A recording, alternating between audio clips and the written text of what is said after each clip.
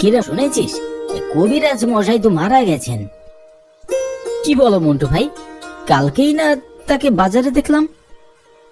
হ্যাঁ, শুনলাম ভোর রাতে নাকি তার স্ত্রী তাকে মৃত অবস্থায় পেয়েছে। মনে হয় হার্ট অ্যাটাক করে মারা গিয়েছে, আর না হয় কোনো ভূতের ব্যাপার ট্যাপার হতে পারে। তা হতে পারে, সারাক্ষণ ভূতেদের সাথেই তো তার কারবার। একটি শোক সংবাদ। গত রাত 4 ঘটিকায় আমাদের গ্রামের একজন কবিরাজ মশাই বার্ধক্যজনিত কারণে ইন্তেকাল করেছেন। ইন্না লিল্লাহি ওয়া ইন্না ইলাইহি রাজিউন। একটি শোক সংবাদ।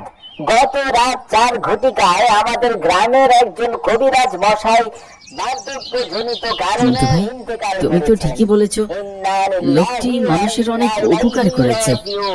এখন এই গ্রামে আর কোনো কবিরাজ না থাকলে কেমন হবে বলো তো? মারা যাওয়ার আগে কাউকে শিখিয়ে যাওয়া উচিত ছিল। বন্ধু, চল বাসায় যাই। হ্যাঁ চল।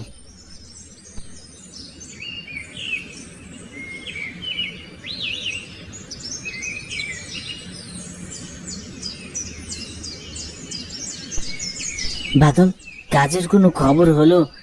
এভাবে আর কতদিন বসে বসে দিন কাটাবো বলতো? আরে না রে বন্ধু, সেটা নিয়ে তো অনেক দুশ্চিন্তায় আছি। মজুমদারের দোকানে অনেক টাকা বাকি রয়েছে, লজ্জায় তার সামনে যেতেও পারি না।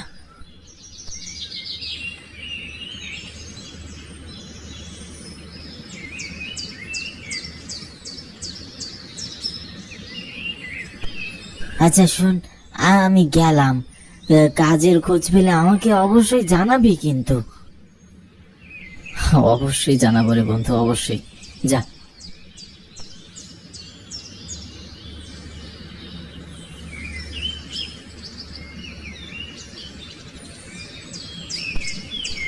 কবিরাজ মারা যাবার ঠিক 2 দিন পরে সন্ধেবেলা বাদল আর মিশু বাজার থেকে গ্রামের মেঠো পথ ধরে গল্প করতে করতে হেঁটে দুজন বাড়ি ফিরছিল।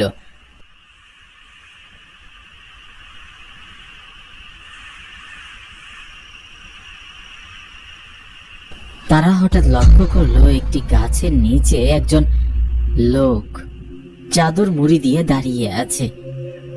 পশ্চিম আকাশের সূর্যটি ডুবে চারিদিকটা বেশ অন্ধকার হয়ে গিয়েছে। তার মাঝে এরকম এক আগন্তুককে দেখে দুজনে বেশ ভয় পেল। তারপরেও তারা ধীরে ধীরে আগন্তুকটিকে অতিক্রম করতে আগন্তুকটি তাদের বলে উঠল, বাদল, একটু শোন। বাদল আর মিশু লোকটির কথায় থমকে দাঁড়িয়ে গেল। দুজন পিছনে ফিরে লোকটিকে জিজ্ঞাসা করলো, আপনি কে? আর আপনি আমার নাম জানেন কি করে? আমি তোমাদের দুজনকেই খুব ভালো করে চিনি। আমি এটাও জানি যে তোমাদের কাজের খুব প্রয়োজন। তোমরা চাইলে আমি তোমাদের একটা কাজ দিতে পারি, আর এই কাজের বিনিময়ে তোমাদের অনেক মোটা অঙ্কের টাকা দেব। সেটা তো বুঝলাম, কিন্তু আমাদের কি করতে হবে সেটা তো বলুন। তোমাদের একটি লাশের মাথা কেটে আনতে হবে। কি? না না, আপনি হয়তো ভুল মানুষের কাছে এসেছেন। আমরা এসব কাজ করি না। বাদল, থাম না, একটু দেখি উনি এই কাজের বিনিময়ে কত টাকা দেন। একথা বলতে লোকটি টাকা ভর্তি একটি ব্যাগ তাদের সামনে এগিয়ে দিল। একসাথে এতগুলো টাকা দেখে সঙ্গে সঙ্গে মিশু বলে উঠল, হ্যাঁ হ্যাঁ, আমি রাজি। কবে করতে হবে কাজটা? মিশু, আরো একবার ভেবে দেখ, যদি কোনো বিপদে পড়ি। আরে ভয় পাস না, কিছু হবে না। তোমাদের কবিরাজের মাথাটা কেটে আনতে হবে, আর এই কাজটি আজই করতে হবে, কারণ আজ অমাবস্যার রাত, আর আমার মাথাটি আজকেই প্রয়োজন। ঠিক আছে, ঠিক আছে, হয়ে যাবে কাজটা। এই নাও, তোমাদের দুজনের টাকাগুলো ভাগাভাগি করে নিয়ে নাও। আর হ্যাঁ, মাথা কেটে এনে আমার সাথে এখানেই দেখা করবে, আমি তোমাদের জন্য অপেক্ষা করব। কথাগুলো বলে লোকটি উল্টো পথ ধরে হেঁটে অন্ধকারের মধ্যে চলে গেলেন। বাদল আর মিশু তার পথের দিকে তাকিয়ে থাকলো।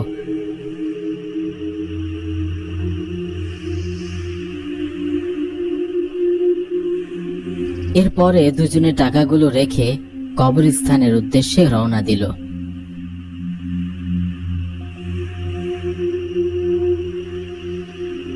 এক সময় তারা কবরস্থানের কাছে পৌঁছালো। সেখানে অনেক কবরের মধ্যে তারা দুদিনের পুরনো কবিরাজের কবরটি খুঁজে বের করলো।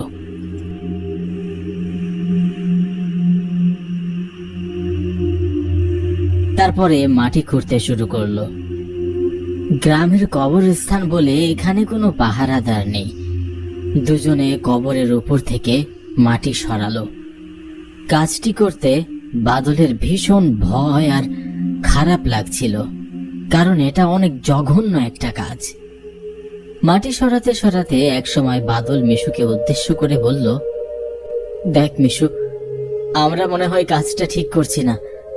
এভাবে একজন মৃত মানুষের মাথা কাটতে মোটেও আমার ভালো লাগছে না, আর এটা অনেক ভয়ঙ্কর একটা ব্যাপার। দেখ ভাই, চল চল আমরা এখান থেকে ভাই চলে যাই। বোকার মতো কথা বলিস না তো। এই সামান্য কাজের জন্য কি কেউ এত টাকা তোকে দেবে বল? আর তার মধ্যে আমরা কতদিন থেকে বেকার বসে আছি, টাকা পয়সা নেই বললেই চলে। এই টাকা দিয়ে আমরা অনেক কিছু করতে পারবো। সেটা আমিও তো ভাবছি ভাই, সামান্য কাজের জন্য লোকটি আমাদের এতগুলো টাকা কেন দিল? এত কিছু ভাবার প্রয়োজন নেই, চুপচাপ কাজটা করি, চল।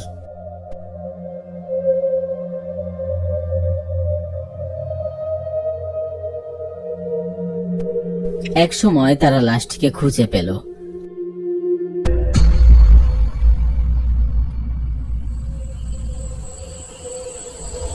তারা যখন ছুরি দিয়ে লাশটি কাটতে যাবে ঠিক তখনই আচমকা ঝড়ো হাওয়া শুরু হলো। একে তো আমাবস্যার রাত, চারিদিকে ভয়ঙ্কর অন্ধকার, তার মধ্যে এই হাওয়া এত বেশি ছিল যে আশেপাশের গাছগুলো যেন দুমড়ে মুচড়ে পড়ছিল। সব মিলিয়ে ভয়ঙ্কর একটা পরিবেশ। অনেক কষ্টে তারা কবিরাজের মাথাটি কাটতে সফল হলো। মাথা কেটে নিয়ে দুজনের সামনে তাকাতেই যেন তাদের পায়ের নিচের মাটি সরে যাওয়ার অবস্থা। সামনে কবিরাজের মাথাহীন দেহটি দাঁড়িয়ে আছে। আমার মাথা আমাকে ফিরিয়ে দে, দয়া করে আমার মাথা আমাকে ফিরিয়ে দে। ভয়ে বাদল মাথাটি কবিরাজের দিকে এগিয়ে দিতেই মিশু বলে উঠল, বাদল, কি করছিস? পাগল হলি নাকি? মাথা ফিরিয়ে দিলে তো সে তোকে মেরে ফেলবে। চল চল চল, তাড়াতাড়ি পালা এখান থেকে। একথা বলে দুজনে প্রাণপণে ছুটতে লাগলো। ছুটতে ছুটতে তারা এক সময় সেই গাছটির কাছে এসে দাঁড়ালো যেখানে সেই আগন্তুকটি দাঁড়িয়েছিল।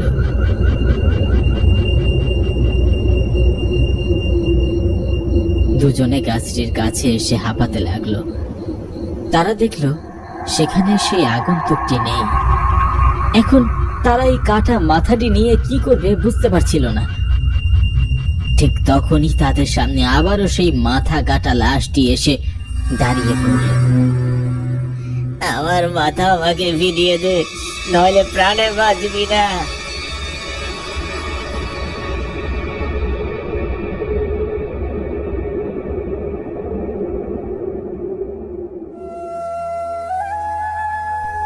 পরের দিন সকালে গ্রামের মানুষ রাস্তার পাশে মাথা কাটা দুটো লাশ খুঁজে পায়।